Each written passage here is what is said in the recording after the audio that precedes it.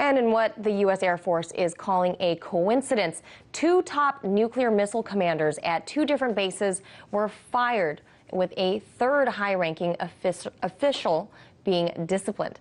Now, last Monday, the AP confirmed that Colonel Carl Jones, the second in command at the Warren Air Force Base in Wyoming, was fired for what a military spokesman says is due to a loss in confidence of his leadership. Jones is the most senior-ranking officer to be relieved of his duties in what seems to be a series of leadership lapses.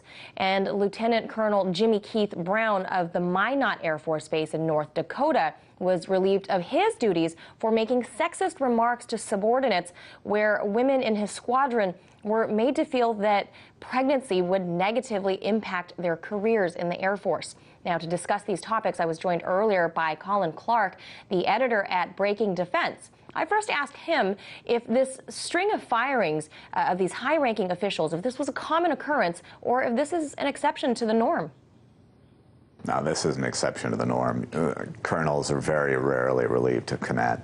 It should happen more often, I think, but it doesn't happen very often. And the one thing I think you can say about this, after the various scandals that have rocked the nuclear force over the last 5 years, is that they do seem to be cracking down and making sure that the people who run the most sensitive weapons we've got are actually competent and are doing their jobs well.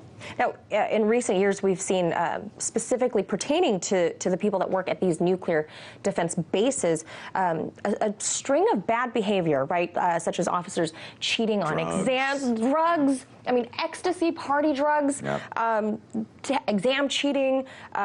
Major General Michael Carey, he was fired after misconduct overseas, and he was the commander. Right, in Moscow, coincidentally, and he was the commander of the entire ICBM force. Why are we seeing such a rise, it seems like, in misconduct and maybe, I guess, firings now? Well, there are really two separate batches. There are the missileers, the guys who actually sit in the concrete tubes and basically, live there 12 hours a day for long periods at a time. Staring at a button? Not quite, but not far off. And they're in the middle of North Dakota. It's boring duty. You've got incessant drills. And traditionally, in the last 15 years in the Air Force, missileers have not risen up to command positions. So you don't have the likelihood, I'm putting all this on the line for my country. I'm doing this crucial but boring duty, and I will be rewarded for it.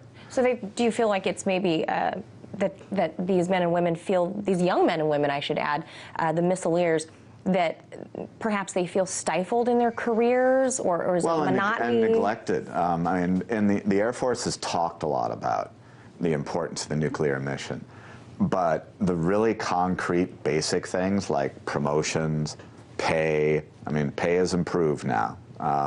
Normal job stuff, basically. Yeah, good food. One of the worst things about being out there is the food for a long time was really lousy, and you had to pay for it. Really? Yeah, even though you're out in the middle of nowhere on a duty like that, you had to pay for it.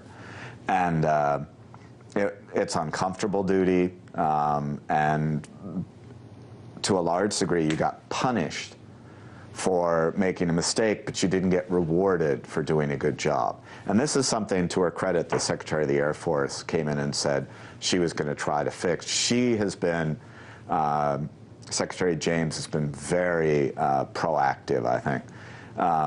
But the Air Force uniform culture, I do think, has come late to the game. Okay, now, do you feel that the Air Force and the Pentagon, do you feel that they're handling this situation properly, correctly? What can they do differently to prevent these issues from becoming an increasing trend? Well, Secretary Hagel has to be more visible on this.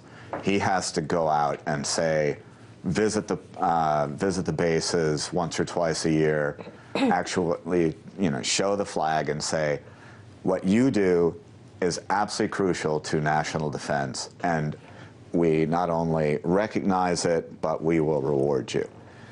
They have to promote people. These people have to be seen to be promoted over time, because one or two people will not make a difference. So it's a recognition They issue. have to give them recognition, because that's what you live for in the military. You know, you're not going to... the decoration. Exactly. You want to get promoted, and you want to get decorated. And it's a very difficult environment, because you can't go from being a missileer to flying a jet plane.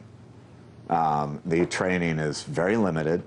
It's very, very rigorous. I mean, they go in, they put the keys in, you know, they go through all the authentication. But imagine doing that, you know, a couple of times a week. Over and over yeah. and over and over. Yeah. And, you know, in between, you're studying, you're hopefully looking forward to your next job. So that's... And you're in the middle of North Dakota. So it's overall just a bad morale issue. We'll hope to see a little bit more out of Chuck Hagel. Then I mean, he's stepping up the review that's due to be published very soon. It's supposed to be out pretty much any day, but it was supposed to have been out a while ago any day, so... All right, well, hopefully we get to hear back from you regarding Chuck Hagel's review there, the independent review. That was Colin Clark, the editor of BreakingDefense.com.